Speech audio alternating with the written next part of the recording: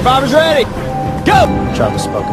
This island is pretty much full of only two things: snakes and rats. The fake dead grandmother could easily go down as the dirtiest thing ever to be done in this game.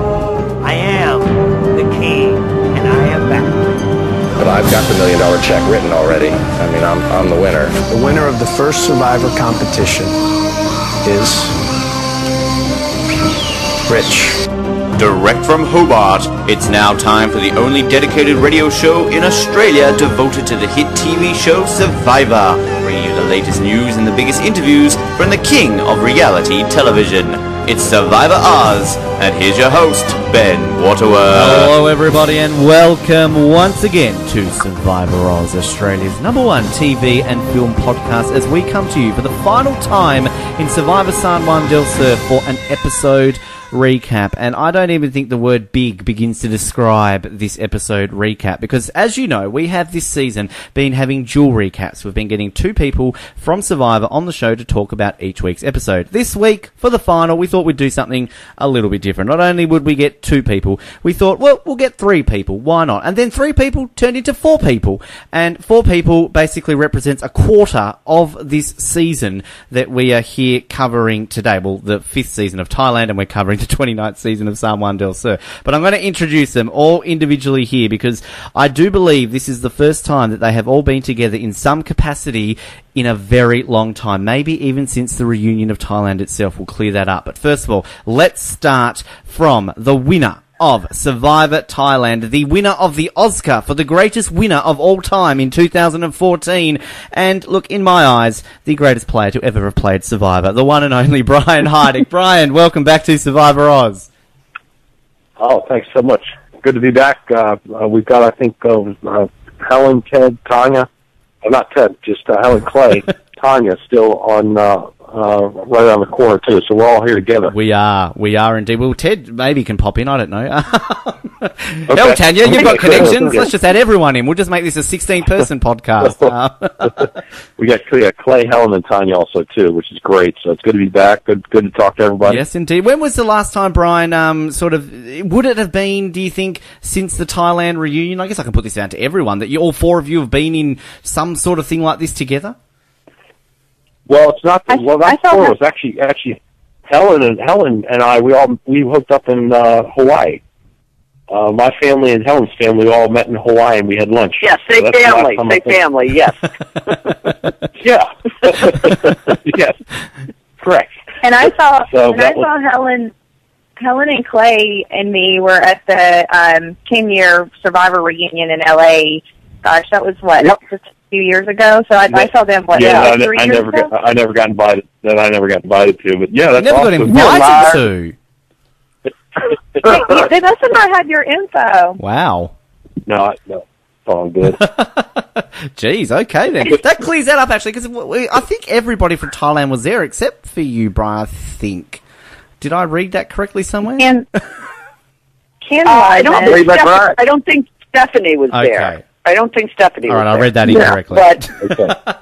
Well, as everybody else... Ken wasn't there either. Ken and... No, Ken, that's right, Ken wasn't. Okay. Gandia was not. That's right. Gandia was not either. Right. Well, look, who needs a CBS reunion when you've got Survivor Oz pulling you guys together here? I mean, come on. That's right. You've also heard, we heard there too, Clay Jordan, runner-up of Survivor Thailand, is here as well. Clay, welcome back to Survivor Oz. Well, thanks, man. It's a ball. I'll tell you what. It's fun to talk to all them knotheads I had to put up with on that island. I was kind of the daddy of the bunch and had to kind of guide them and feed them and all that kind of stuff. But we made it, and we're all friends. And one of these days, we're going to get together again. Yes. That feed them. You didn't feed anybody. You ate all the food. You didn't feed anybody. Well, I was supposed to do. All you did was talk about cooking in a cookbook. Made everybody hungry. I've never seen anybody your size eat so much in my life. Well, I know this. You can snore louder than me. Oh, I don't know about that. Oh, it's already started. This is great. You also just heard there Helen Glover, 4th place from Survivor Thailand. Helen, welcome back to Survivor Oz. Thanks so much. You know, I was watching the finale last night, and I was really hoping Keith was going to get in there because I knew if Keith made it to the final 3, I knew Keith would win. And Keith strangely resembles Clay. I think it's got something to do with the Louisiana water, you know. That's the only reason you was hollering for him, Helen, because he's from Louisiana, and you was just loving me. I'm telling you. Exactly. And he had that freakish ability at the challenges too. That I don't know what it is with these men from Louisiana that they have this. They can balance. They can. It's unbelievable watching him. I was like flashbacks of Clay. Well, let me just, I'm going to give you a hint. When you're as tall as me, it doesn't take a lot of balancing to do. Wow, this is fantastic. And also joining us on the line, our very dear friend, the second boot from Thailand, but the winner of the Oscar for the greatest second boot of all time earlier this year, the one and only Tanya Vance. Tanya, welcome back to Survivor Oz. Thank you so much. It's a pleasure to have you here and all here together. And I should say, not only do you represent a quarter of Thailand, half of Chuigan as well. Can I just point that out? Like, we're all here together at once. This is, that's right. Fantastic. That's right. 4 Chuigan. Thailand represented. Now we just need to find John, Gandia, Ted and Jan, and we've got ourselves a party. That's right. So we really will be cranking things up. But I will start off by asking each of you individually, what did you think of this season? San Juan del Sur, season 29. Tanya, I'm going to start with you. I don't think you managed to watch all of this season, if you told me that correctly.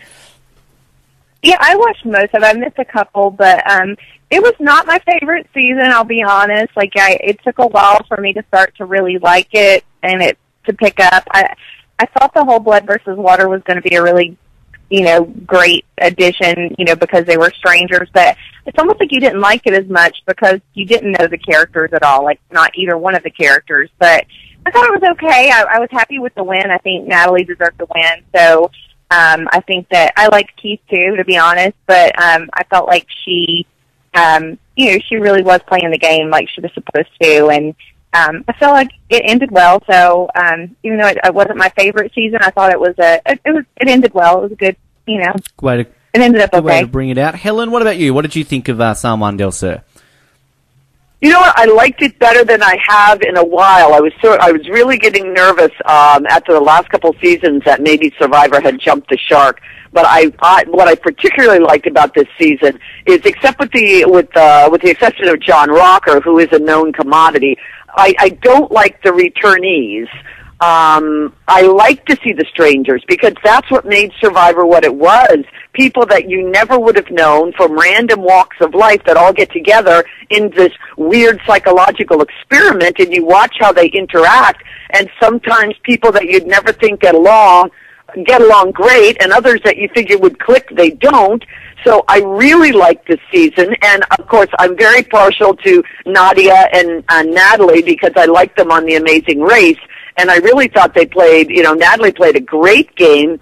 The only disappointment was that Missy and Jacqueline were part of the final 3. I really would have preferred maybe John, Keith, and Natalie, people that really actively played the game. So I was a little disappointed. I was glad Baylor got voted out. I didn't think she deserved to be there, but I really was interested and cheering on people this whole time. I think a Keith-Natalie decision for the jury would have been a really tough one, and that would have given some more intrigue to the show, because people would have really had to have sat there and done some soul-searching to decide between a Keith or a Natalie triumph, and we might have even seen a very close vote. But for the most part, I thought it did. I thought it was very well done. Very good points there. Clay, what about you? Survivor San Juan del Sur. Well, I'm kind of with Helen. I kind of like that. Bring in people we don't know. I love that. And the family part of it, if they left them on the same tribe, then they, when it goes to tribal council, somebody's got to get kicked off. And, you like the game and all that, but it's the, you sit around this fire and you talk to these people and you actually go to love these people. And, you see those tears at the end when you're kicking people off, you got to remember it's a game. But you truly love all these people.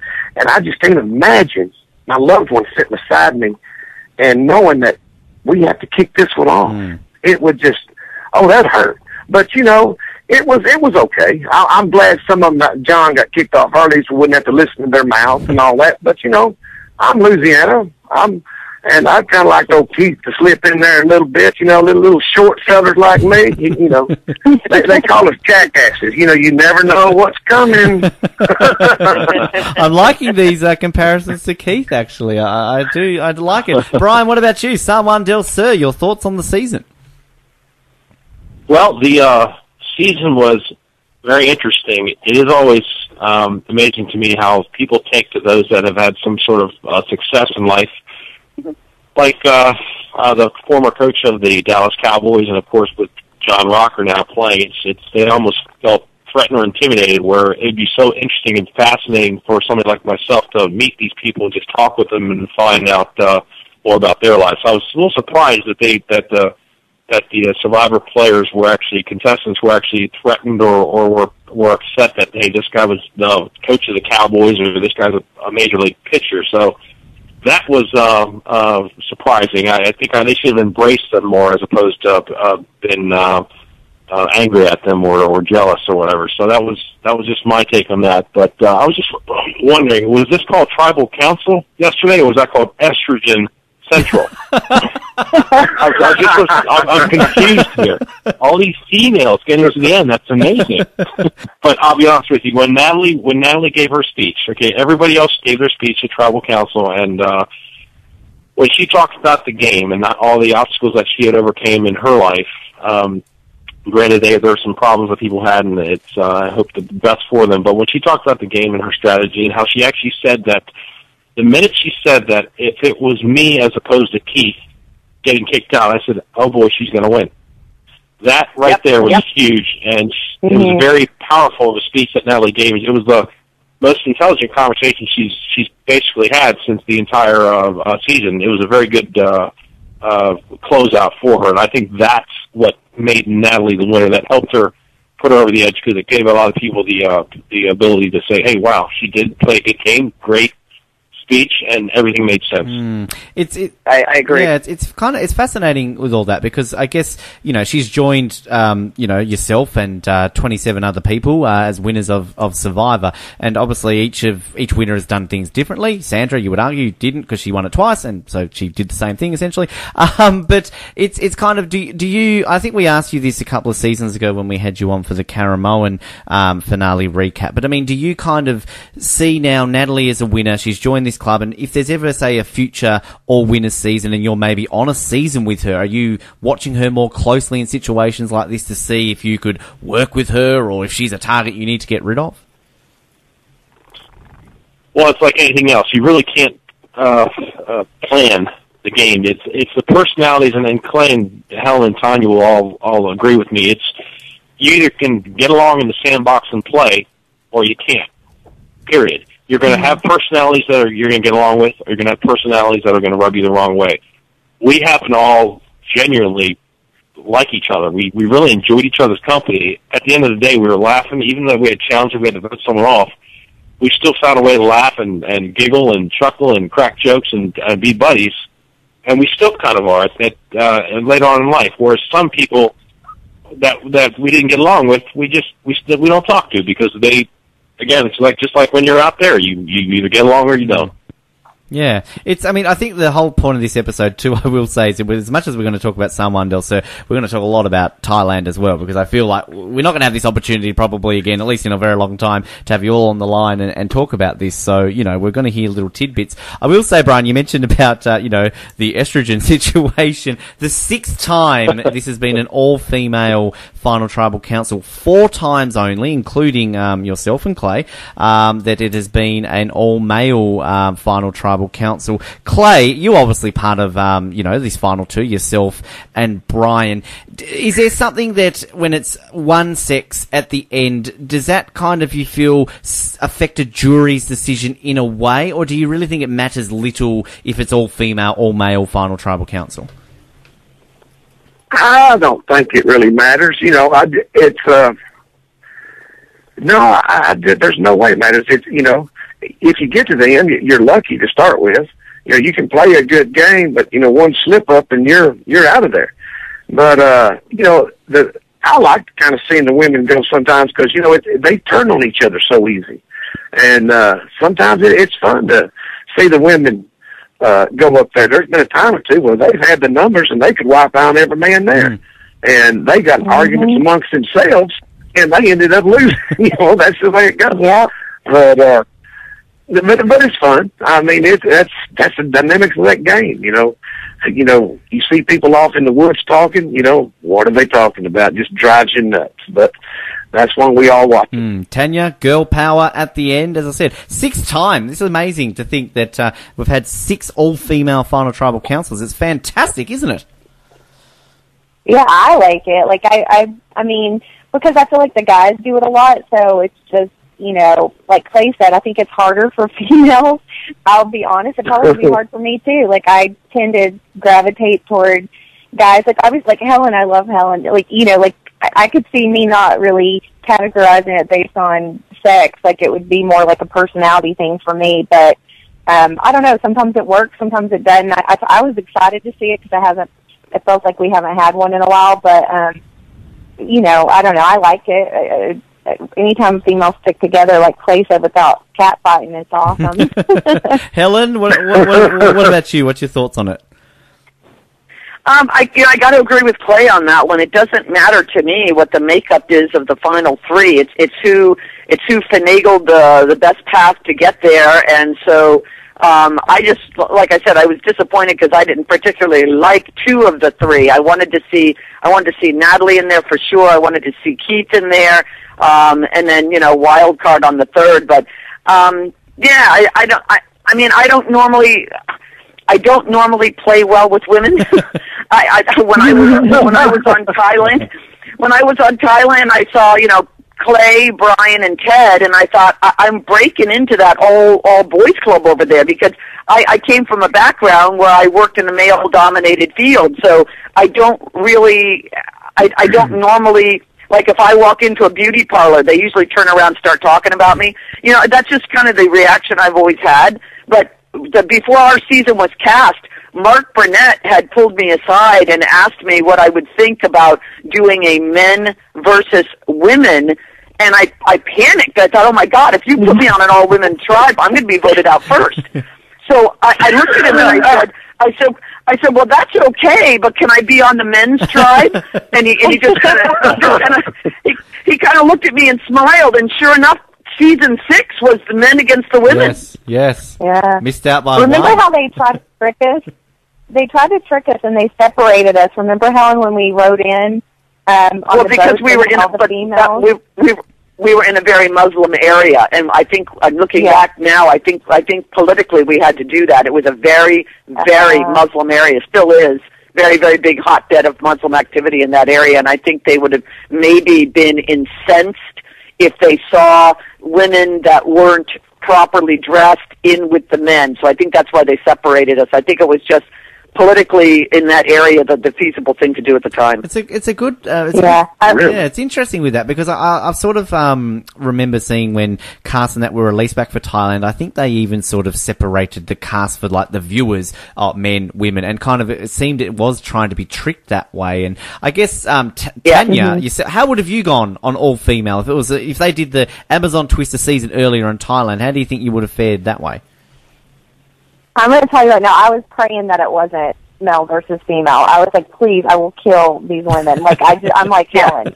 Same thing with me. Like, I mean, I have a lot of girlfriends, but I have a lot of guy friends, too. Like, one of my best friends in the world is a guy, and I go hang out with him. You know, like, it's just my personality. I feel like girls are so gossipy, and they have drama, and it's like, and I'll be honest, like, season 6, there's certain players from that season I know already that I wouldn't have gotten along with. Wow. So, right. That's fascinating. Yeah, we won't mention any names. Clay, how would have you gone on, all men? How would I go on all men? Yeah. I'd say on the men's side. I'm going to tell you right up front. I think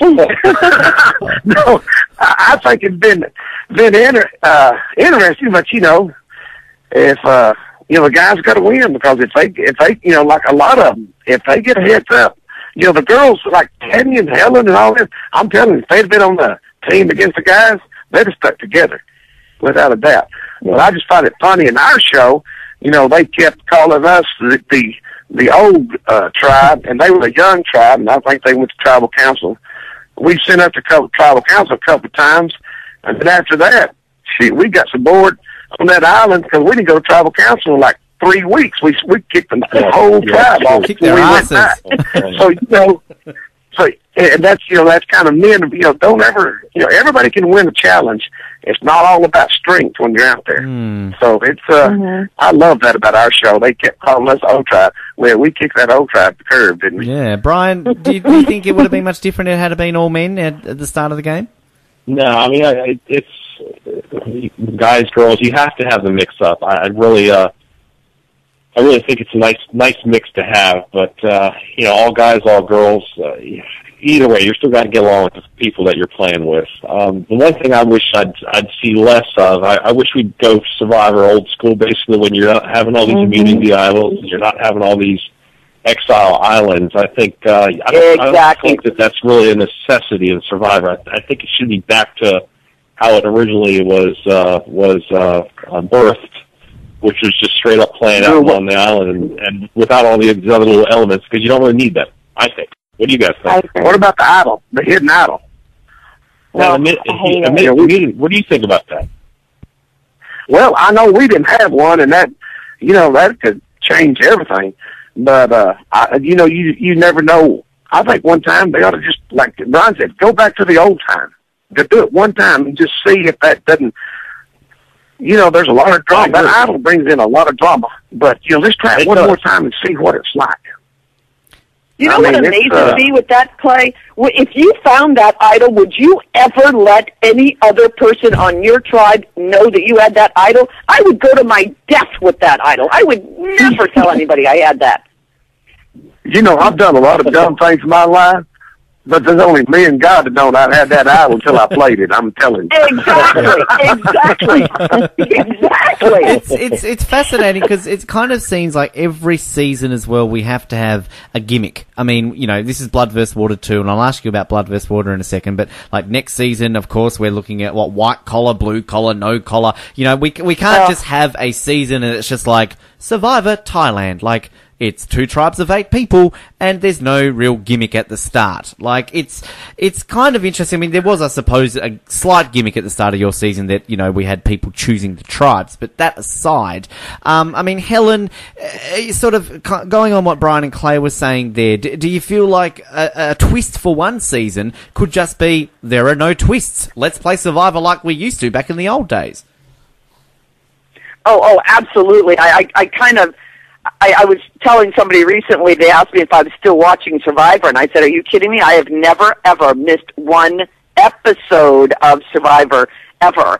And I said, but the only thing is, it seems like the new seasons, these later seasons, it's almost like they want to do Big Brother in the jungle. They really want to get a lot more into the playing of the game, whereas we were really trying to survive. I mean, if that had lasted a couple more weeks, I think I would have had to have started, eating Brian or Clay, because they starved us.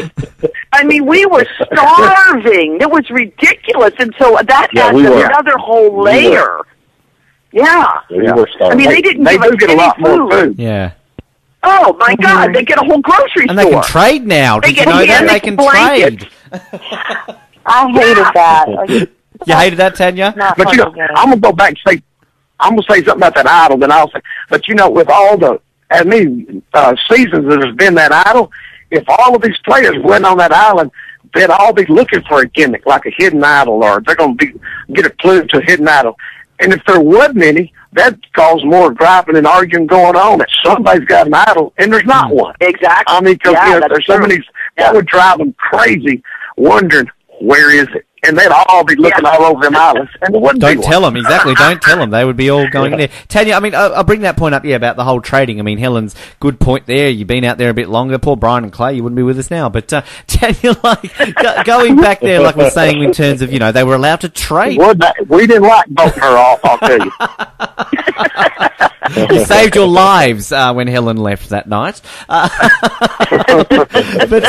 Tanya, the trading of items early on. You run out of food, let's trade some stuff. I mean, I just don't feel like it represents the throwback days of Survivor. Like, I'm with the rest of the people on the call that I love old school. Like, I think we need to quit going out and recruiting people for the show. We need to get people who are fans of the show, like genuine people that you want to watch. I don't think you should be able to trade. I think that whole reason I love Survivor, like I remember Outback, remember when their supplies washed away? I mean, it made the game just another dynamic that made you just feel for them, and you watched just anticipating what was going to happen.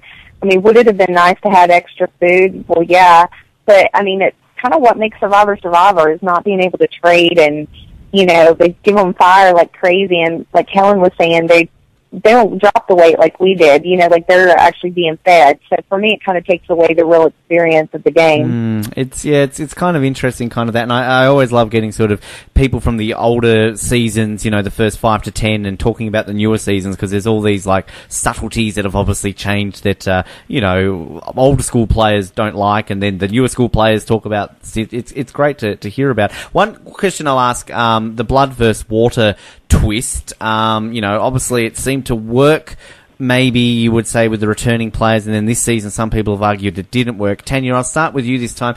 Do you like the blood versus water twist? Was it too soon to bring it back, only 2 seasons after the last time we saw it? I loved the one they did originally when they brought players back, but I do agree with Helen that they bring people back way too much now. Like, I don't love the fact that they keep bringing people back. I do love new people.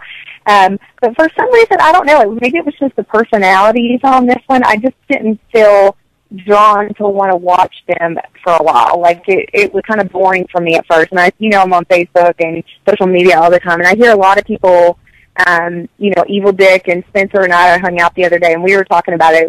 It felt slow. The season felt really slow before it started getting good. And I think maybe it was because you're trying to learn their personalities. I don't know, but I just felt like maybe there weren't as strong personalities this season as normal. Yeah, it's a good point. Brian, do you agree with Tanya, and also the blood versus water twist? Do you like it?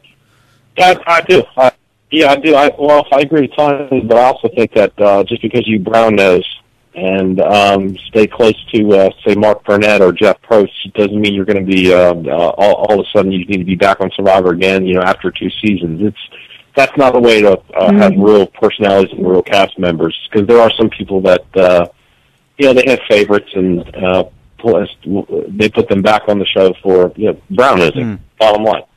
So teacher's pet. And that's not how it should be. I think it should be, like Tanya's saying, a cast of characters that are recruited and some new blood. And I think it is too soon to have it come out as soon as it does. So that's my take on that. Clay, what's your thoughts? Mix it up. Go back to real people. Go back to real people. Old school. Yep.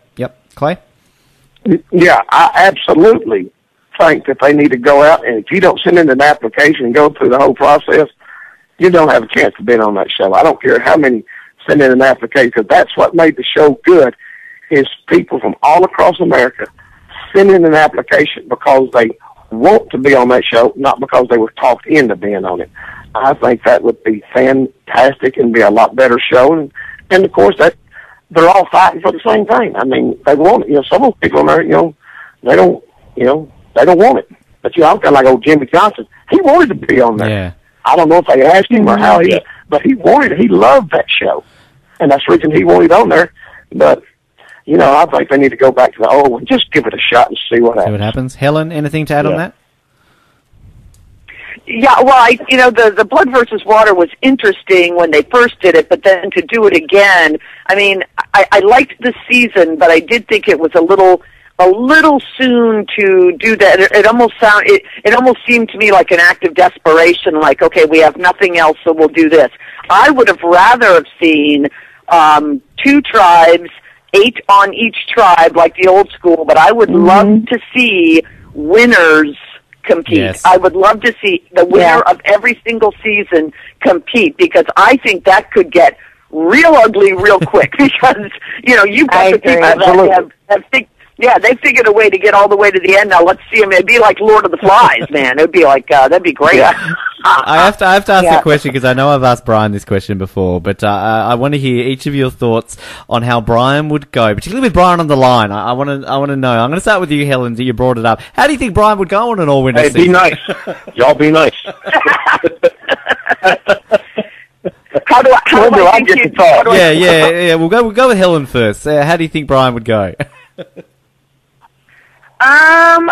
I quite frankly think Brian would, if he could get past Sandra and Poverty. Those two are like the Black Widows, you know. They've managed to figure out a way to twist people and not even realize they're being played. But Brian's like that too. I mean, believe me, take it from me. You know, Brian can convince you that he's got you back and he's your best bud, and he's wheeling and dealing and making all the behind the scenes maneuvers. I think he'd get quite far, frankly. I really do. I'd see him in the Final Four at least. All right, Clay, I'm going to save you for last. That's my girl, Helen. Oh, thank you, Helen. What? I'm going to save you for last on this. That was a compliment.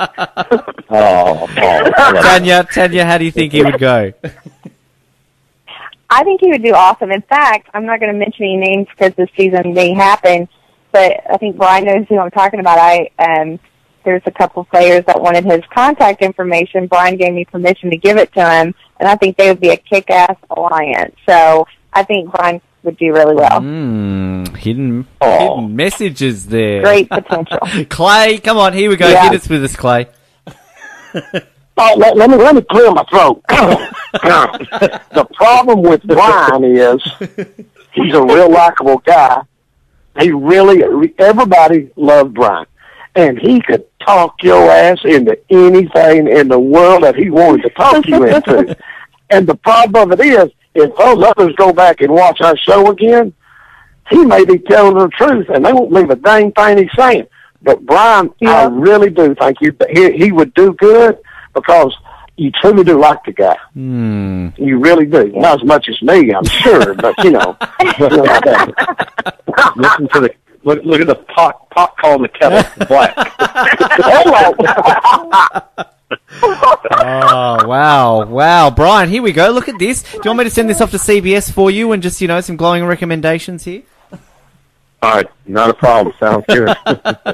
It's fascinating. I mean, it is kind of, I suppose, the dream season that a lot of people have, and it's going to be fascinating. Should they do it?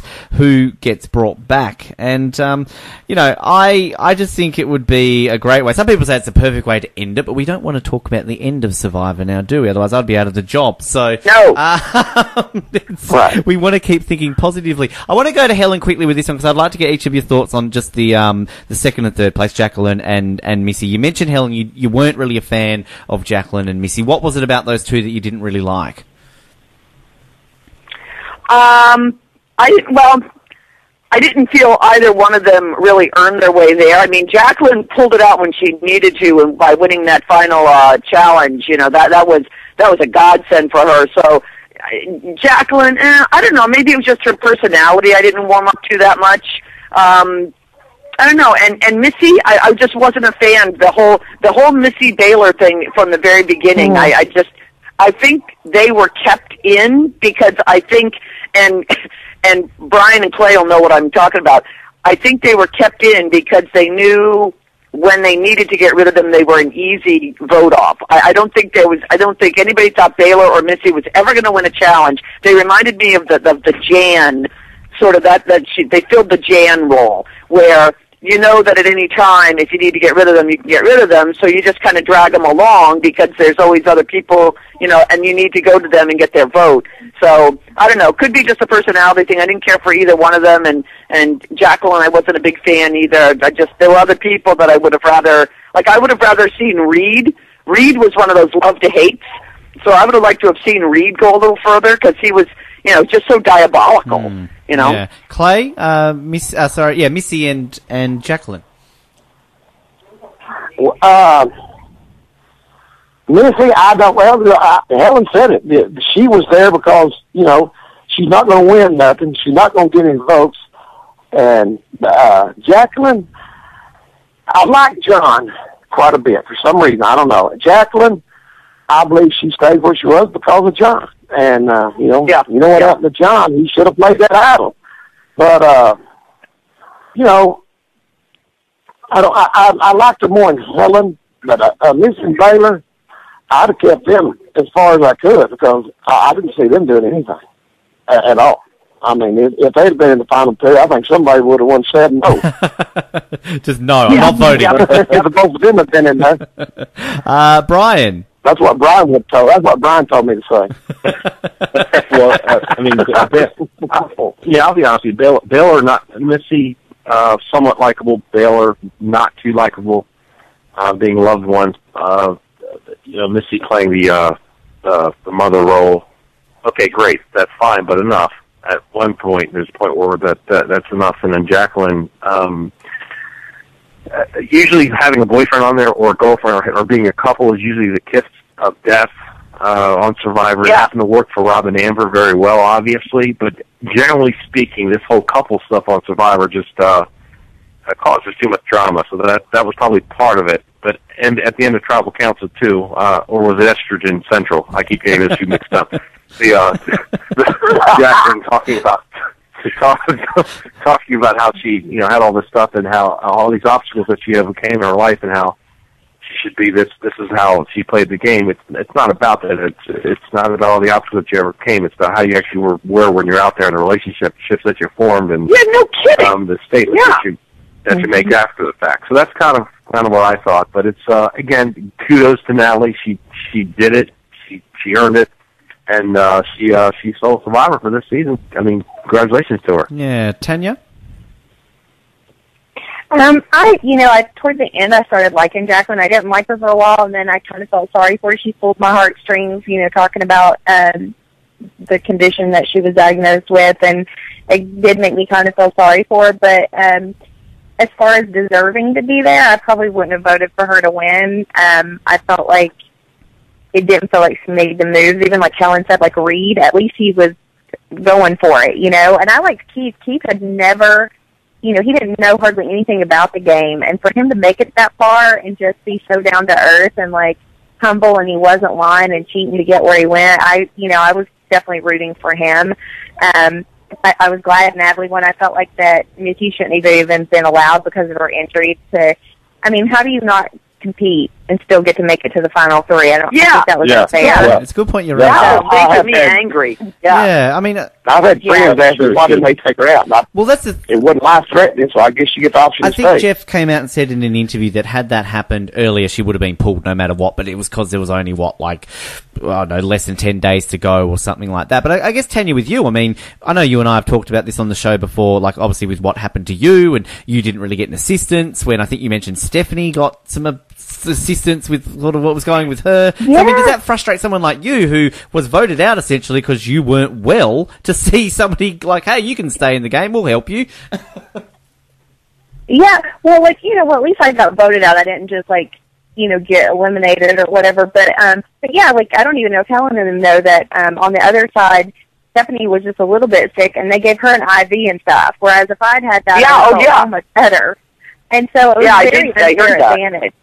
Yeah, so I never understood why that dynamic occurred, and how they favorite certain people. It's hard to say why they do that, but I never, you can ask them. I never said I will not participate in the challenge. I was always willing to participate or do whatever, and I feel like that she shouldn't be allowed, especially because there's only 10 days left to make it to the final three and not compete. I just don't think that's what Survivor's about, and I didn't like it. Clay, anything to add on that? Yeah, I agree.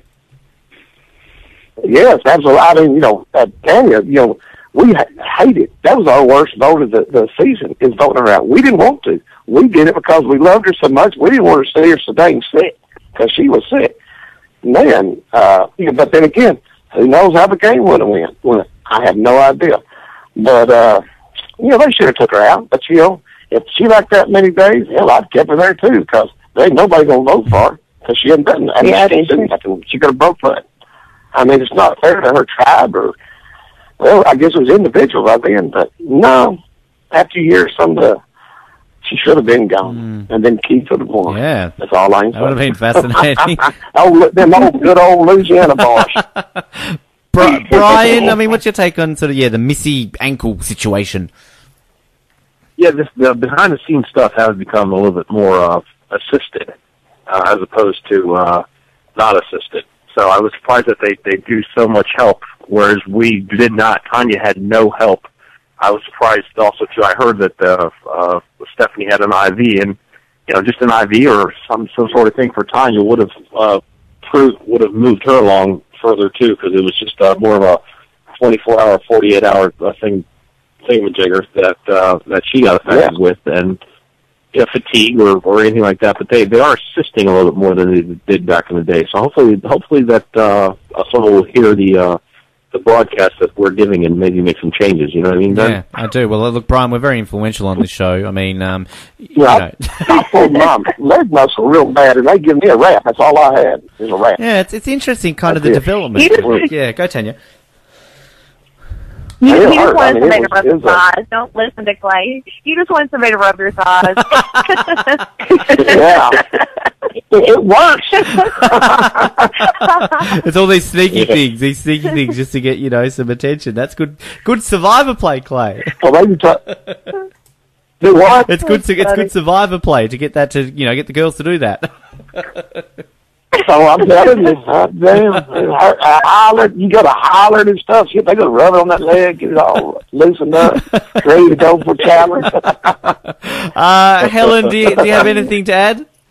I'm just, I can't believe that they went to the great lengths to do that because, when we were all together on Thailand, we used to be very nervous about, walking around barefoot. There was glass around our camp, and we were always nervous about, maybe cutting yourself or injuring yourself because we knew if that happened, you were gone. There wasn't going to be anybody coming in and letting you go sleep in the comfy bed for a night and then return to the game type thing or put the cast on your foot. And that's crazy. It's all about whether or not you can compete, and I just don't understand why they felt the need to keep her in the game. If she was one of these ones that was maybe polling well with a focus group, then I could see it. But I don't think unless I'm way off base, I don't think she had high favorability numbers.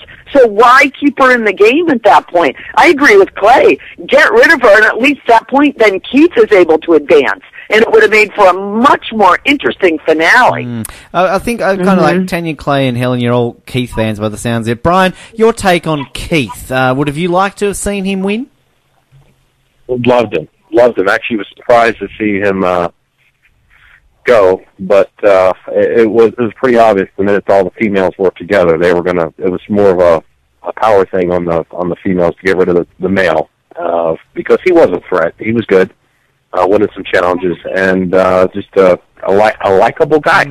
A likable guy. Not really stepping on too many people's toes. So, loved to watch him play. Wish he would have gotten further. And again, when Natalie said, hey, it should have been me that should have went as opposed to Keith.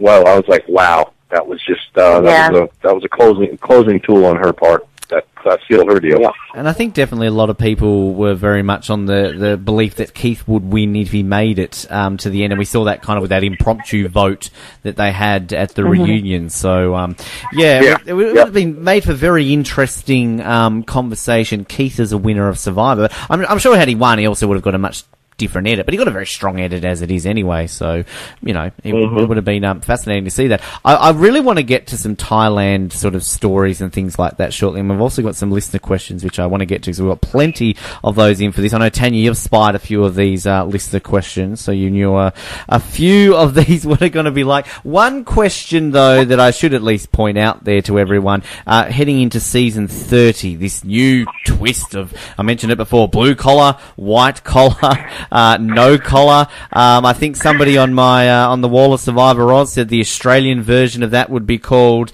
wankers, workers, and hippies. But Tanya, I'll start with you. I mean, your take on this twist and idea. Should we, for season 30, be seeing an all-stars season? I agree with Helen. I would love to see an all-winners. I think they are stretching far. I mean, come on. White collars. I mean, like, me and Spencer were texting each other last night about it. We were like, what is this? You know, like, I don't know. I feel like they're stretching. Like, it's like, oh, let's come up with something new. It doesn't have to be new. Like Helen said, let's make it classic. Let's make it back old school, or let's make it winter season. You know, it doesn't have to be something crazy and off the charts for people to watch it. You know, bring back the good days when the ratings were great, and like Helen or Clay once said earlier, when we won the People's Choice Awards, you know, like, I just feel like they're taking away, they're trying to put too much into it, where it's not really a show that you have to. It's about the people that you cast, and, you know, they create their own drama. Yeah. Helen, I should really point out by saying that it, you know, calling it the Australian version of Wankers, Workers and Hippies, of course, you had your very famous confessional in Thailand where you wanted to be Australian. I didn't even bring that up to you in your interview a couple of years ago. How, you know, offensive of me. Next season, Wankers, Workers and Hippies. Well, I mean, they've kind of already been doing that. What Survivor doing is now is trying to create a title.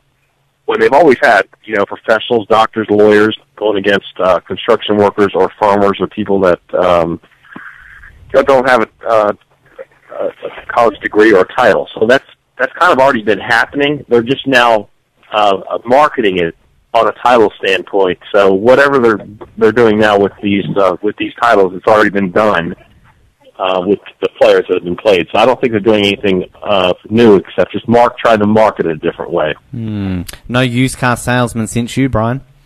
Huh? There's been no used car salesman since you played. Well, you're right. Helen, you're right. Helen, what's your take on next season? You know, that's interesting that Brian said that. It's always been, you know, blue collar versus white collar versus the mom or the dad or the, you know, the person that's just the freelancer. I think, you know, there was an old saying when I worked for the Navy, if it ain't broke, don't fix it. I think they need to go back to what really, that winning formula, those first couple seasons, when you looked at that, you know, I swear they must have cast our season by looking at someone like me and saying, okay, now, who's going to drive Helen crazy? Okay, let's put her on a tribe with, you know, I'm thinking that the two people that stand out for me is... There you go. No, I'm thinking... The two people I'm thinking is Gandia and Jan. I mean, the fact that I got through the time with those two without killing one of them is just amazing. You know, but that's what works. That's what works. Jan had her own cemetery, though. Well, you did say you wanted to shoot Jan first and then yourself, so... yes, my goodness, that was good. And I was dead serious when I said that, and then I realized, oh my God, that's going out to the old lady in Kansas that's watching the show. She's going to think I'm some kind of psycho. So I was like, oh my God, that sounded really bad when I said that. But I meant it. Clay, next season. Well, let me just throw in.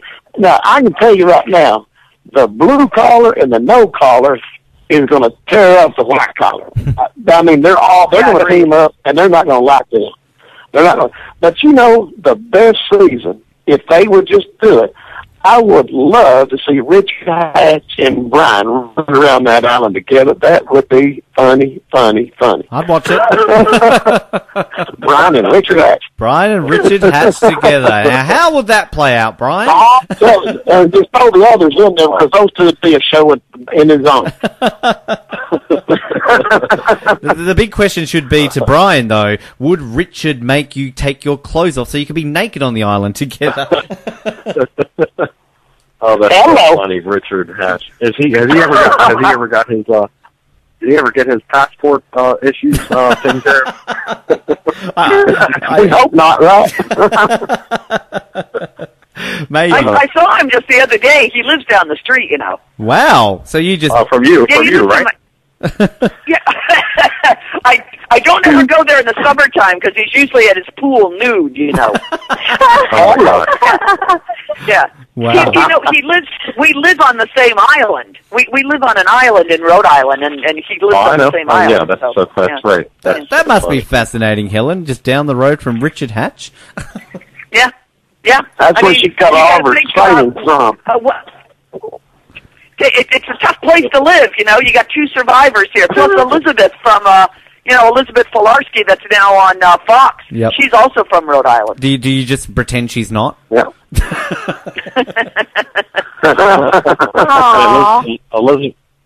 Elizabeth House. I like Elizabeth. I like Elizabeth. Yes, she was my first ever Survivor crush. I'm not gonna bag out poor Elizabeth, but Ben, it wasn't Richard Hatch. No, unfortunately it wasn't Richard Hatch. He was a close second. That's good to know. He was a close I'm second. glad to hear that. Actually, that's good. I would love to. One thing, some of these list of questions will tie in, I suppose, with getting some stories and that from Thailand. But one thing that was brought up, now Tanya, I want this story to be told on air because you mentioned the People's Choice Awards, but we were talking off air about an incident that happened at the People's Choice Awards between Jed and Tony Danza. Now, what happened? Tell our listeners what happened between these two. This is a great story. It's a true story. So me and Helen and Jed, we were all just like kind of doing your own thing, walking around. This is at the after party. And I had seen Tony Danza, and I just said, hey, can I have a picture? He was in front of me in the bar line, and he said no. And I was like, oh, okay. So I didn't really say anything, and these guys, they were like executives from a company, and they said, oh, we'll have our picture with you. So we just kind of laughed it off.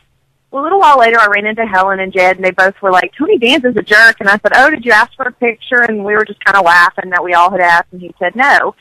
And so Jed was like, well, hey, he's right there. He's like, why don't you and Helen get behind him, and I'll take a picture with him in the picture, because he hosted the awards that we won, so we wanted a picture with him. Mm-hmm. And so we just kind of got behind him, and you couldn't really even, he wasn't even looking at the camera. And, but we still have the picture. And apparently his girlfriend saw Jed take the picture. We didn't think anything about it. Nothing was said. Jed goes to the bathroom, and next thing I know, he's in there for a really long time, and he comes out, and he's like, Tony Danza and I just got in a fight. And I was like, what? And Tony followed him into the bathroom and said, hey, I told you couldn't have a picture. And he said something like, you survived Survivor. Can you survive this? And, was all up in his face. And people were, trying to break him up. And Jed headbutts him. And then, they break him up and stuff. I told Jed when he came out, first of all, I didn't believe him, but I was like, you should have said, who's the boss? But anyway, yeah, it really happened, and it was crazy. So then I was afraid we were going to get kicked out, and but we didn't. But then Tony started dancing beside us on the dance floor, so it was me and Jake and Jed and a couple people and Ted. And we had Ted, we're like, watch our back, because Tony Danza's after us, So it was just a crazy story. And, we were, scared we were going to get kicked out because of Jed headbutting him. But it's the best story ever now. Yes, wow. Yeah, nice for him. Wow. Nice for you. Who else do you get photos with at the People's Choice Awards? Who did? It was just crazy. He did take one with Gandhi, but I don't know why he didn't want his picture. I don't know if it's because he didn't like reality stars. I'm not really sure. He's a Gandhi fan, clearly, and just hated the rest of you guys, so. I guess. Yeah. Oh, wow, that's fascinating. I'd love to hear from each of you maybe, a story from camp, perhaps, that you have a fond memory of that maybe, didn't make the air. Obviously, we'd like to know those a little bit more. Helen, we saw from you were the recipe person. You told your recipes. I know we talked a little bit about that on our interview with you when we had you on a few years ago. But, how did you sort of get the chance to cook for any of the contestants after the game?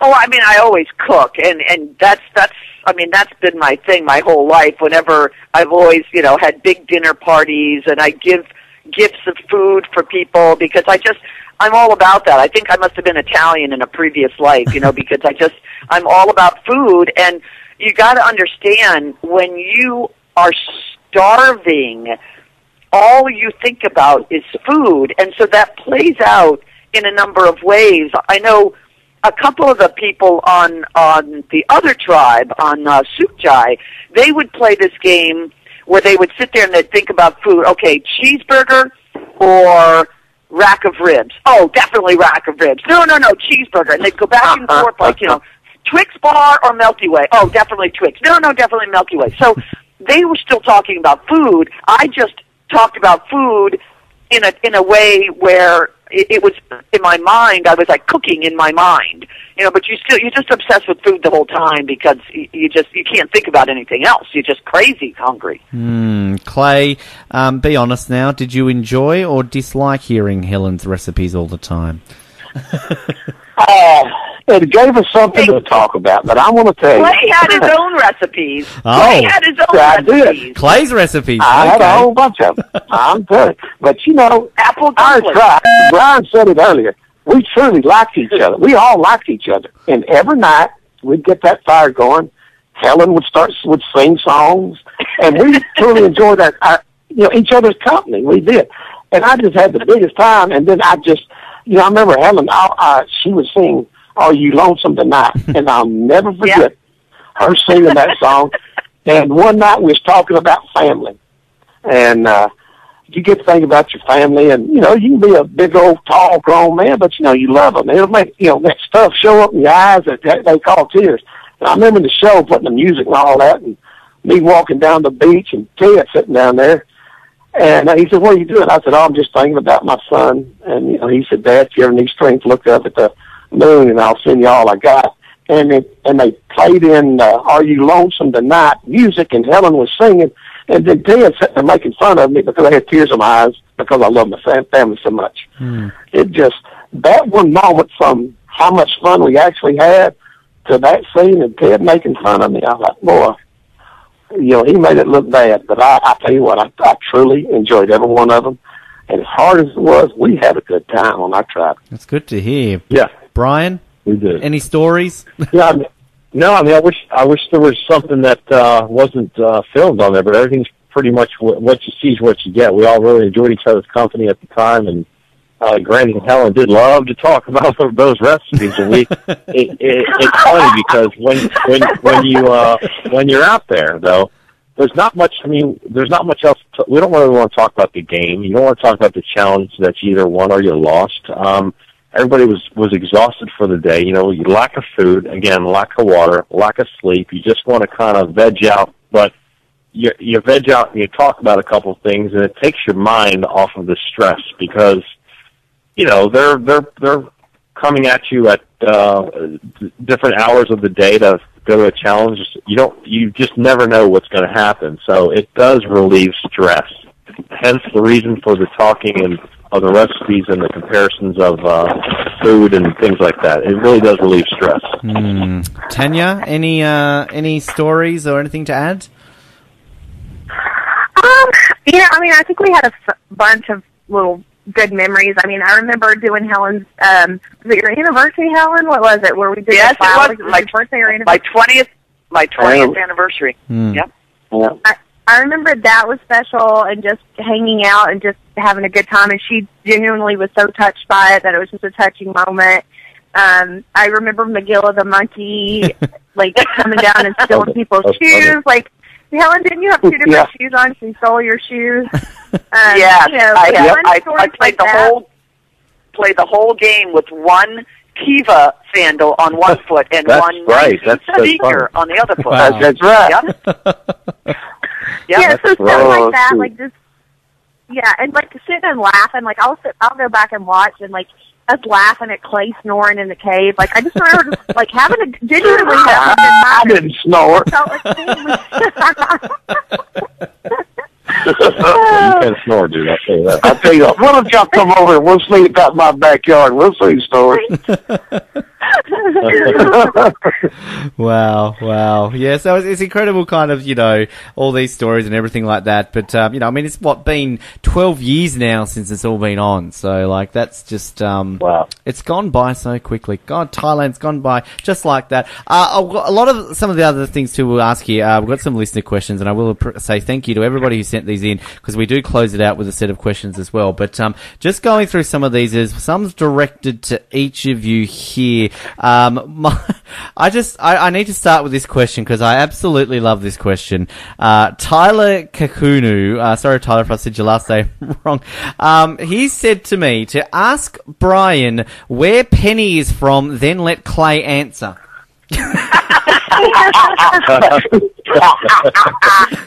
Oh, boy. She's a dime. She still lives there. Plano. Did you get her Christmas card today? I just got her Christmas card today. Sure did. She got 4 kids. Yep. They're cute as bugs. Beautiful. I'm telling you. Yep. Oh, absolutely. Penny's been keeping busy. Fantastic. Well, actually, just on that note, Will Olsen actually asked the question, Clay, can you name his siblings? Can I name what? Can you name what? Can you name Will's siblings? Can you name his brothers and sisters? I don't even know who you're talking about. Well, we're just testing to see how on the ball you were there with them. Will? Yes, come on, Will. You need to send us more information. Let's see who we've got. Now, Tanya, I know you saw this one from Tyler as well, where Tyler said that you were his very first Survivor crush. He was only 5, but he wanted to take care of you when you were sick. I think that's awesome. That's adorable. That's very cute. Thank you, Tyler, for that one. Let's see here. Tovi Paul. Brian, do you still have that sweet fur coat? What's that? The one Joan Rivers hated. The fur coat. Yeah, Joan Rivers hated the fur coat. Wow, okay. At the People's Choice Award. Wow. Do you still have it, Brian? Absolutely. Absolutely. Markman makes a classic. Markman meant to. Markman I was so glad he had that on because we had to go in front of Joan Rivers, and I was terrified she was going to rip apart what I was wearing. And then I saw Brian with a fur coat. I'm like, oh good, she's on Brian. Good. Absolutely, that's the real deal. Wow, that's wow, the real, absolutely. Wow. Do you still wear it? I occasionally. Occasionally. When I go somewhere and I'm not with my wife, so she doesn't like it. She won't let me wear around her. Wow. Joan Rivers disapproved. That's probably a good thing, maybe. Rest in peace. Now, Toby also asked Tanya, if it was you instead of Jan, who would have you picked first when it comes to the tribe choices? Well, I don't know how many people know this, but I had a interaction with Ken in the elevator. One of the things, and he passed me a note and had my phone number, so I kind of talked to him before the game. So it would have probably been Ken because we kind of had a little alliance going before the game started. So I'm going to go with Ken. There we go. That would have been fascinating. Let's see. Who else have we got here? Mario Lanza, for you, Helen. Is your husband still frightened of you?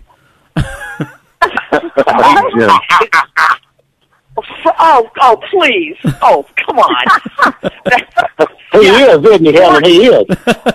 Poor Jim. He's made his lifelong career out of making it look like he's the battered husband. Oh, please, give me a break. Well, I will send you a Valentine's card. He gets a lot of miles out of that. Wow. There you go. Spencer Wilson, Helen, do you have any more delicious recipes? We knew we were going to get that question. I mean, let's be honest. Oh, please. You know what I'm doing? I just got done making chocolate orange shortbread cookies today, and tomorrow I'm doing baklava. So, Yum. yeah, I could tell you about that all day Wow, long. there we go. We can have that as a segment on our website. Helen's recipes. Now, here's a good one. Daniel Ladiano asked a question. This is for all of you. Since Thailand gets a fairly terrible reputation amongst hardcore Survivor fans, what can you each say to defend your season? Like challenges, characters, moves? I'm going to start with you, Tanya. Defend Thailand. First of all, I got best second boot. Brian got best winner. Yes. How can you argue that? Exactly.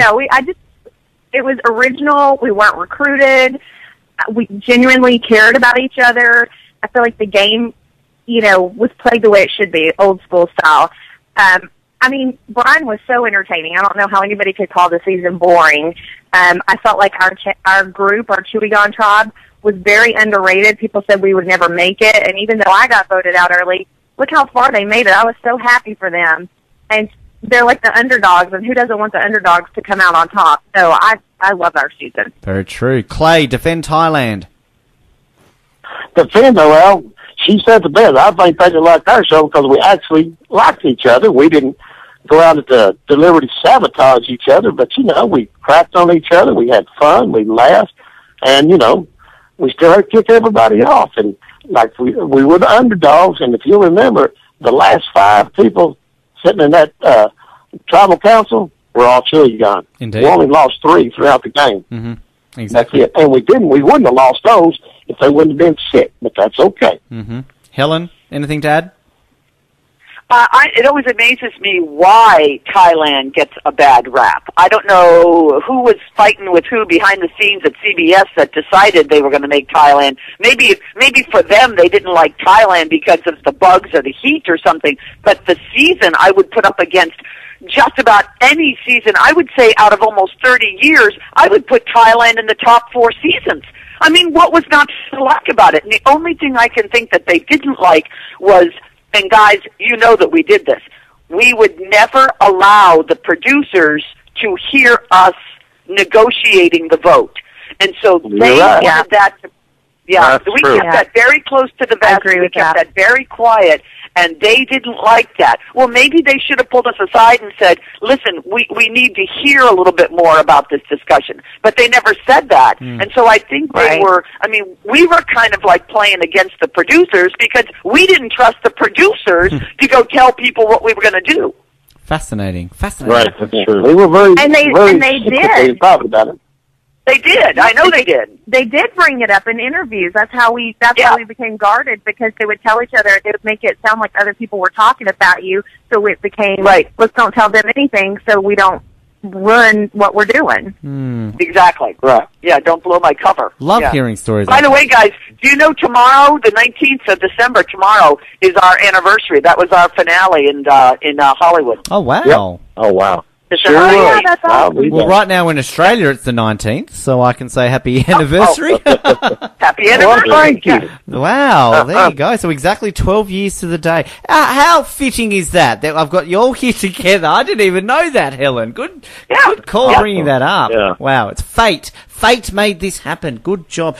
Brian, anything to add? You're the winner. Defend your crowning glory. Diamond in the rough. Enjoy it. Hello. Fashion repeats itself every 20 years. Well, I mean, Macintosh computers came out. It wasn't accepted. Look at them now. That's a very good way of looking at it. I know personally, I rank Thailand as my personal favourite non-All-Star season. I think it's my favourite, and I think it's the best non-All-Star season. It keeps climbing up the ranks every time I do rewatches and going up there. I simply love it. Catherine Lucas. Well, you're a brilliant man with good taste. Thank you, Helen. I'm glad. I'm gonna get that quote, and I'm gonna play that to myself before I go to sleep every night. Thank you, Catherine Lucas. This is a good one, actually. I like this question. This is for you, Brian. What do you think Clay could have done differently to win the game? Clay's just a good old boy from Louisiana. It is what it is. What you see is what you get. Nothing. Everything he did, it was just one of those things that happened. It happened the way it did. You sometimes win a football game, and you sometimes lose a football game. That's just Survivor Thailand. Wow. That's right. That's a good political answer. I like that.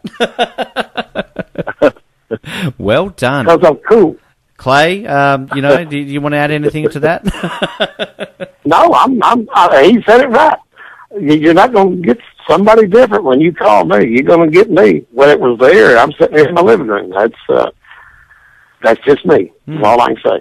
There you go. Now, Nick Chester, one of our others. This one's for you, Helen. This is a good one because I was going to raise this because obviously a lot of people are talking about Reid's jury speech. A lot of people talked about your jury speech, Helen. Nick asked the question, what did you think of Reid's jury speech? Unlike yours, it had no real point except to drive the knife in.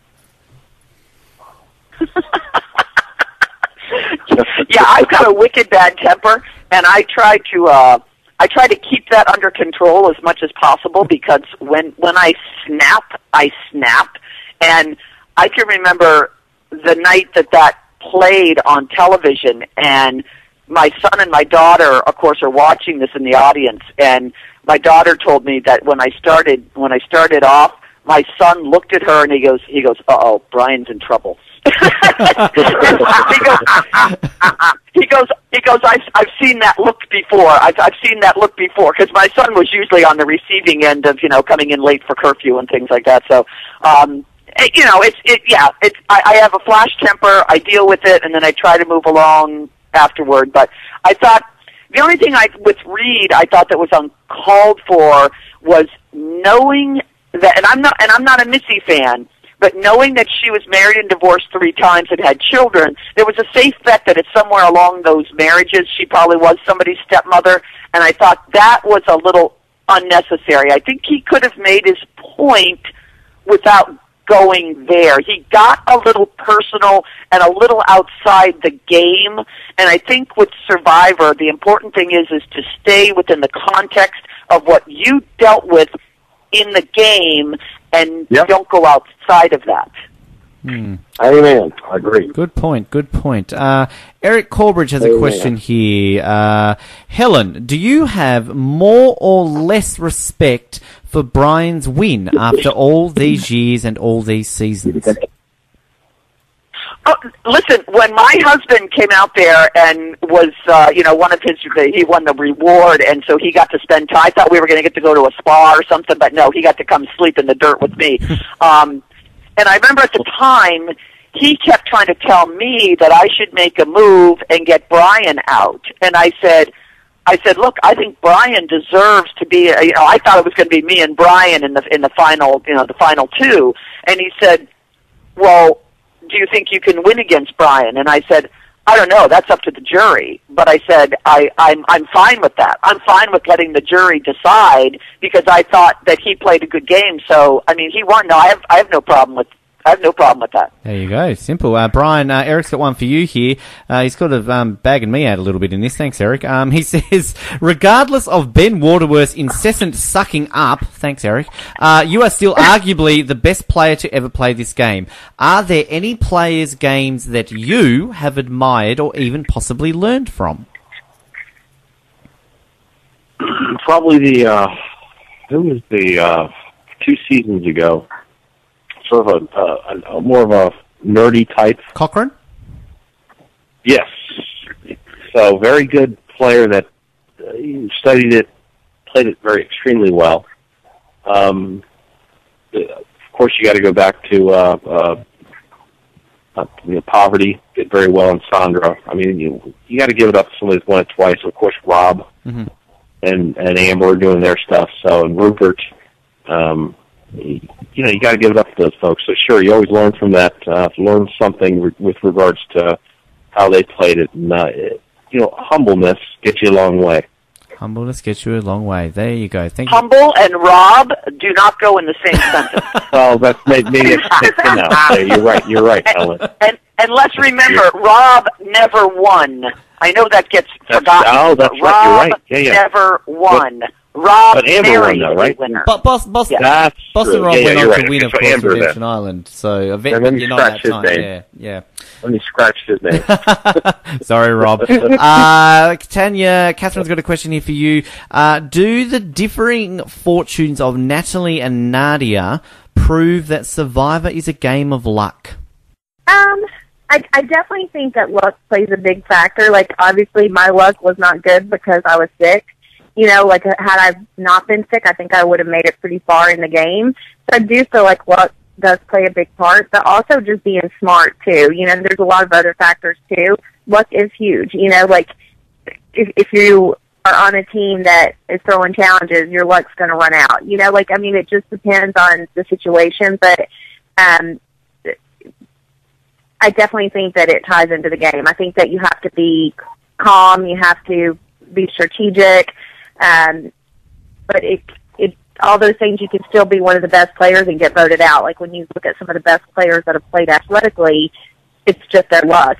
People felt threatened or whatever, and so their time ran out. So you have to figure out a way to not show that you're a threat to other people. There we go. Good answer. Now, a couple more here, and I'll wrap it up with our final ones. David Healy, this one's for you, Clay. He asks for you to say 3 ways that you contributed around camp. 3 3 ways. I'm listening. I went out. I caught a lot of crabs. I catch those crabs, a bucket load of them. I did, and I got. He did. Going to get that water. Crabs, I'll tell you that. I wouldn't. When they'd go get water, they could walk over. I had to swim the whole way. I wasn't tall enough to reach the bottom. Is that 2? Yeah. No, it's true. Okay. I caught a lot of crabs. I could catch those Snorri crabs. kept the animals away. Hey, there you go. There's That's 2. right. There's 2. Is there a third? Can we come up with a third, anybody? Or Well, we played a little golf every now and then. yeah, there you go. Golf. No, that was stress relieving. Absolutely. Truth. That's huge. Yeah. Yep, that works. Let's move on. Final set of questions. I wrap it up every single season now. Brian, when you were on our show a couple of years ago to close out Caramoan, I put these to you, but this is just quick fire ones to get your final thoughts on this season before we close it out. And I'll go to you quickly, and I'll kind of shuffle it around in terms of the order. Let's start off with you, Brian. Who do you feel was the best player this season? God, this season, hands down, I feel it was Keith was the best player. But again, I want to give a congrats to Natalie. She won. Hands down, Keith was the best player this season. Okay, there you go, Tanya. Yeah. Gosh, that is tough. I'm going to have to agree with Brian. Keith gets a lot of slack. People say he didn't make any crazy plays, but just the fact that he didn't know anything and made it as far as he did, and I feel like he could have won. I do consider him probably one of the better players of the season. There you go, Helen.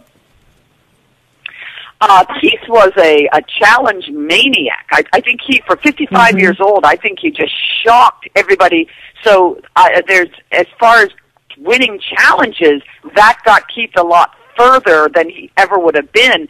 But I got to go with Natalie for strategy. I mean, Natalie made some really bold moves, and she was really she could have been outed if someone would have outed her game, but I thought she really impressed me with the wheeling and dealing behind the scenes to get herself further in the game. There you go, Clay. Well, man, that's hard. Keith, to be his age and not really watched the show, and his son kind of taught him. He did great. The challenges, and I think they kind of threw him as an underdog. But then again, what else? Natalie made some wild moves that worked in her favor. If any one of them wouldn't have went perfect, should have been out of there. There you go. So it's, I'd like to see those two sit in the final two and see what happened. That would have been very interesting. It would have been nice. Yeah. would have been. Yeah, when she gave Jackie her immunity necklace, I was like, whoa! That was and she did do what I said. That was a baller move. That was a really good move. Yeah. That was a massive, massive move, and we all had our jaws on the ground there. Worst player of this season, Clay.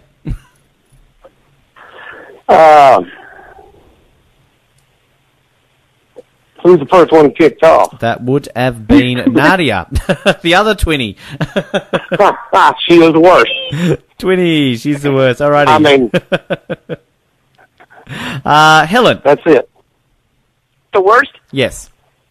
I got to go with who's Reed's boyfriend there, Josh. Josh. Okay. I think Josh, and Josh was a very proud student of the game, but Josh forgot the one thing that Brian just said, be a little bit humble. Josh got so full of himself, and it was noticed around camp, and that was the death knell in his coffin. Okay. Tanya? I'm going to have to go with John Rocker's girlfriend. I can't think of her name Julie? right now. Julie was, I really liked her, but when she quit, it made me furious. She had potential and she could have worked with it, but instead she just kind of gave up and she didn't have any fight in her. I like her. Nothing personal, but I would go with her. Okay. Brian? Oh, good answer. I forgot about that. That's so funny. Tanya said the exact same person I said too, John Rocker's girlfriend. There you go. Yeah, Julie. You quit. You can't I forgot she quit, but that's anytime you quit, that's ridiculous. Too many people want to be on it. It's a privilege to be out there, guys. Yep. There you go. Yep. Who was the most underrated player of this season, Brian? John Rocker. And I liked him. I liked him. I just wish he would have controlled his temper. I think, it was interesting, actually. I know we had a conversation here at the show that if you kind of actually take away Rocker's past, he really didn't play that badly. He didn't really do anything that wrong. So, yeah. Good answer. I like it. Tanya, underrated player. Yeah, that is true. I'm going to go with Keith just because I've seen on social media everybody saying he didn't deserve to be where he was and that people thought he was, not that great. I actually think that he's better than what they gave him credit for, and I think he could have won. So I'm going to go with Keith. There you go. Helen? Yeah, I have to second what Tanya said. Keith, definitely. I mean, when you figure the age and, the fact that they seem to be shocked every time he won a challenge, and I'm like, okay, obviously the guy's good, so why aren't you at least giving him credit for that? There you go. Clay? Mm-hmm. Yeah, I like him, Keith, underrated. I mean, he won another challenge. He's got to be better than them. He won the challenge, and he won several. It wasn't just like he accidentally didn't know what he won like Jacqueline and got the final three. I mean, he won four. He won 3, 4. Yeah, 3 or 4 it was in the end, so, yeah. So, you can win one, but I'm not win 4. Most overrated player, Brian? The most overrated player, probably Natalie's sister. Nadia. Okay, there you go. Get a few there. Tanya, most overrated? Oh, gosh, I was trying to think of who I would answer for that. Overrated. Maybe Jacqueline. I liked her, but I feel like to make it that far and stuff, I don't feel like she did make some big moves. I felt like maybe it was more her boyfriend. Okay. Helen? Oh, first person that came to mind, hands down, the easiest question you've asked me, Baylor. Baylor. Oh, that's a good answer. Yeah, that's a good answer too, Helen. That's true. I might change mine. Okay. Oh, there you go. Baylor, right. Clay? Missy. There we go. Didn't even think about that one. Yeah, Straight to it. Too, yeah. Alrighty, Clay, out of all these players, who do you most want to see return for a second time? What's that one? Keith, why not bring him back? Let him do it again, and maybe he'll learn more about the game, and he'll stick some people in some backs. You never know. Get to them. It'll be interesting to see. Helen, who would you like to see return? Oh, definitely Keith. Definitely Keith. Yep. Definitely yep. Keith. Tanya? Keith. Keith.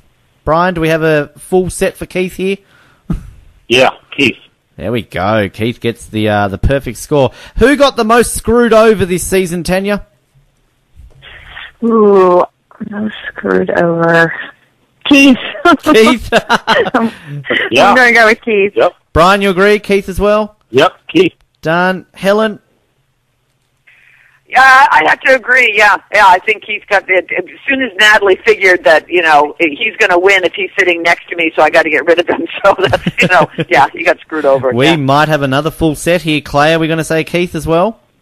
Absolutely. There we go. A little more talking to old Jacqueline. Maybe should have switched both. But yeah. Now, we like he come to me. He just played himself. He didn't know how to go out there and be conniving. He just, what he felt is what he told. Exactly. Now, this is the question we like to say, who was the Purple Kelly of this season? So who was the most invisible this season who got a very limited edit? I'm going to start with you, Helen, this time. Wow. That's a tough one. We can't think of their name. Because she was that invisible. That's what I'm thinking, too. Yeah, what's his name there that I barely saw? Yeah. That guy. That guy. That guy. What was his name? Are we thinking Wes, maybe, or Alec, one of those? Or the older man. What's the older man's name? Dale? What was it? Oh, Dale! Dale? Yes! Yes. Dale! Yes! Yeah. There was a guy on there named Dale. Yeah. See? Clay summed that one up right there with a sentence. There was a guy in there called perfect. Where would you rank this season? I'll start with you, Tanya. So, you don't have to sort of give me a specific number, but, would this be a top 10, middle season, bottom 10? For me, bottom 10. Bottom 10. Helen, what about you? Mm-hmm. I'll put it in the middle. I like I said, I enjoyed it more than I have in the last several. I was almost getting nervous that we were coming to the end of the road, but I think they picked it up a little bit this season. I'll put it middle of the road. Middle. Clay, where would you put it? In the middle, because at the first it was bottom 5, but at the end it got okay. It couldn't wait to see what was fixing to happen, because they had some blind sides there at the end that shocked a few people, and it got pretty good. There you go, Brian. In the middle. Where would you put it, Brian? Yeah, I'll put it somewhere in the middle too. Started off, with John Rocker, somewhat decent, kind of lacked a little bit, and then it got a little bit better along the way. So middle. There we go. All right, the last two. We don't obviously have the fan favourite award anymore. For some reason, they got rid of it. Helen, who do you think would have won, or who would have you given the fan favourite award to this season? Keith, definitely. I've got a feeling Keith might get another home run here. Clay, who gets the fan favourite? It had to be Keith. Everybody liked him. I mean, even the people on the show liked him. I mean, the contestants, they liked him. And Nadia just convinced Jacqueline to get rid of him. You can beat me. There you go. Brian, different answer? Or I got to go. Yeah, I got to go with Keith. Keith? I do. I really do. Here we go. Tanya, it's down to you. Yep, we'll roll it all in with Keith. Tanya, I didn't even mention that you spent a bit of time with the Christie brothers, I believe, before the season aired. What was that experience like? Oh, Drew, I know Drew. His brother Alex, my hairdresser, her son and him are best friends. But Drew he is a hot mess. Like, he thinks he's great. I don't know, I just find him a little bit cocky, and that's not really my style. But I mean, he was always nice to me, but he was bragging that he was going to be on Survivor. That's how I met him. Wow. And I was like, oh, are you now? And he'd never watched the show. He didn't know who I was. And I was like, it was just full of himself. So what you saw is really what his personality is. Now I'm going to ask you a simple question here. You can either say yes, no, or refuse to answer. Is he in a relationship with Kat Dawson? I think so. I'm not 100% positive, but I think so. I know they've been hanging out a lot. All right, Survivor Oz gossip coming soon. All right, the final question. This is my favourite one out of the bunch. Now, you've obviously got an entire cast of people to choose from. I'm going to start with you, Tanya. Out of every single person on this season, which person do you feel played most similar to how you played on Thailand? Oh, it's so hard for me to judge that since I was so sick, but, oh, gosh.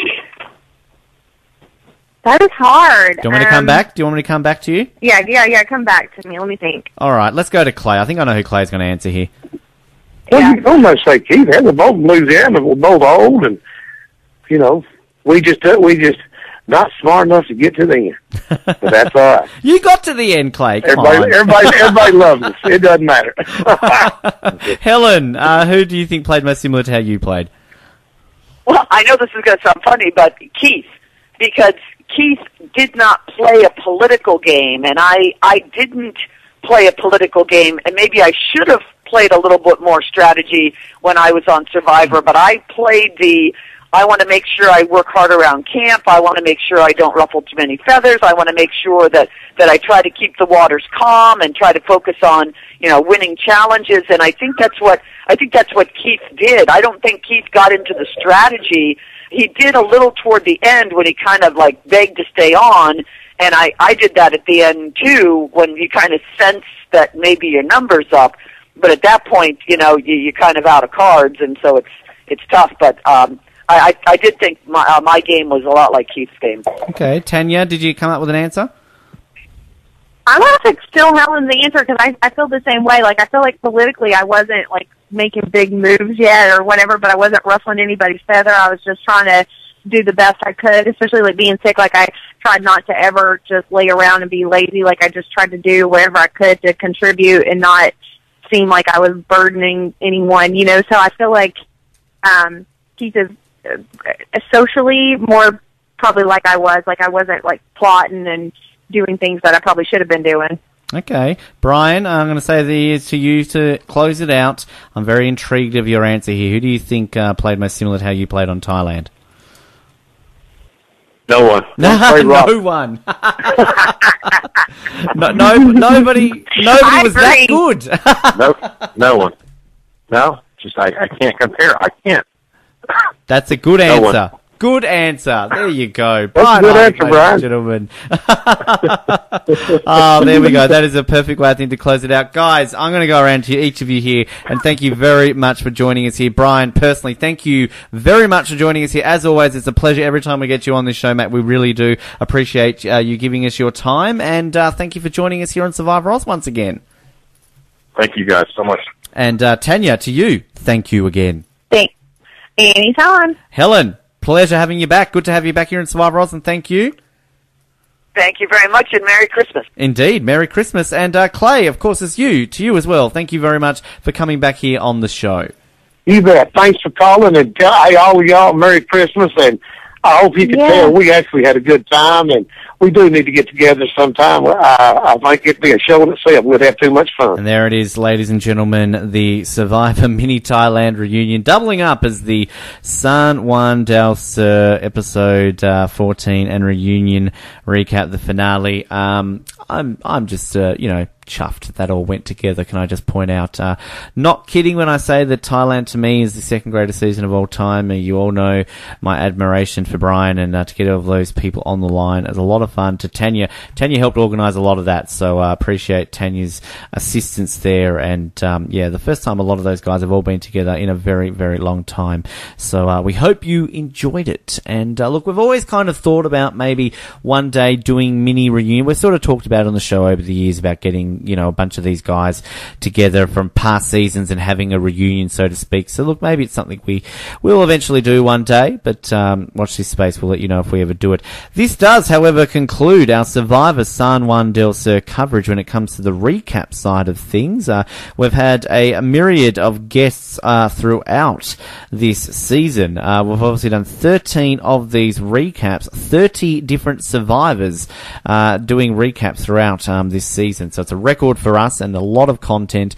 And obviously, if you've listened to every single one of them, we appreciate your support. And if you haven't, you're going through them, then go back and enjoy them. And I do need to thank every single one of the Survivor contestants who did come on, because, look, as I said, 30 different players. I mean, it's a record for us to be able to do that, because we set out with this goal to get dual recaps going on. We thought, well, maybe would we get it happening? And we ended up getting it happening. So obviously, it worked out in the end. So individually, I'm just going to go through these quickly to thank them all personally. Monica and Brad Culpepper, Candace and John Cody, Laura and Rupert Bonham back in episode 3. Then we, of course, had Kim Spradlin and Troy Zan Robertson, Liza Orlins and Amy Cusack, Gillian Larson and Bob Crowley, RC and Craig St. Amor, the non-contestant in Craig, but he was sort of a contestant, so that kind of counts. To Abby Maria Gomez and Pete Yakalski, Joel Klug and Jervis Peterson, Rita Verios and Billy Garcia, Jonathan Penner and Coach Wade. And of course, last week we had Spencer Bledsoe and Marty Piombo, and today Brian Heidik, Tanya Vance, Clay Jordan and Helen Glover. It's a myriad of guests and a who's who, I feel, of Survivor. So go back and listen to some of those if you haven't already done so. If you love this season as much as I have, and I know a lot of people didn't like this season, but I think this will be a season that eventually we all will grow to love. Go back and listen to all our Oztopsies. Our finale and reunion Oztopsy is available for you to download and watch again via survivoroz.com. Our exit interviews. Now, today, at the time of recording this, we said we were doing the final four, and we had initially been told, at least, that we were going to be interviewing Natalie, Jacqueline, Missy, and Keith. However, there was a slight change of plans at the last minute. Keith has been switched to next week, and I actually spoke to Baylor today instead. So we will switch those up. So we will have the Baylor, Jacqueline, Keith, and Natalie ones are available for you today, and Missy as well. And then the Keith one, I think I said Keith in there. Keith will be next week. We'll post details about it online. It's been a long couple of hours here getting all these interviews out, but I'm still, I think, reveling on cloud 9 that we've just done that one there. Of course, we will be back for season 30, Worlds Apart, to talk more about that. We will have survivors joining us each week for episode recaps. We hopefully will have exit interviews. We haven't had that that confirmed yet, but hopefully we will have that back for you. Oztopsies will return. Our San Juan del Sur Ozcat will be recorded in the coming weeks, no doubt, for us to go over that. And of course, tease a little bit in terms of we're doing a special project here on Survivor to celebrate 15 years, 30 seasons. You'll hear more about that very, very soon. Our best of 2014 will be out just on, I'm hoping New Year's Eve / New Year's Day. So watch this space when it comes to that. And our Christmas episode, if you're listening to this before this coming Monday / Sunday, depending where you are listening to us. Monday if you're in Australia or New Zealand, Sunday if you're listening to us in the US or Canada. That will be live at 11:30 a.m. Eastern Standard Australian Time, 7:30 p.m. US Eastern Time on Sunday night. We've got a myriad of Survivor, Big Brother Australia and Amazing Race Australia guests joining us throughout a couple of hours of live entertainment. And if you can't join us live, then you can listen to it via recording once we upload it a little later that day. I need to go take a breath, I need to go lay down, and I need to compose myself after what just happened. And I really do hope that you have enjoyed this episode and every single one of our episodes throughout Survivor San Juan del Sur. It does mean a lot, the support, each one of you who listens in. I hear a lot of feedback from you guys, not always positive, but I take it on board at least anyway. And we obviously do this for you guys, and for having you to listen to this means a great deal for us. So thank you very much to each one of you for tuning in, whether this is your first time or your 500th time. It means a lot to us. For the final time on Survivor San Juan del Sur episode recaps, my name is Ben. The tribe has spoken. We will speak to you next season on The Trains.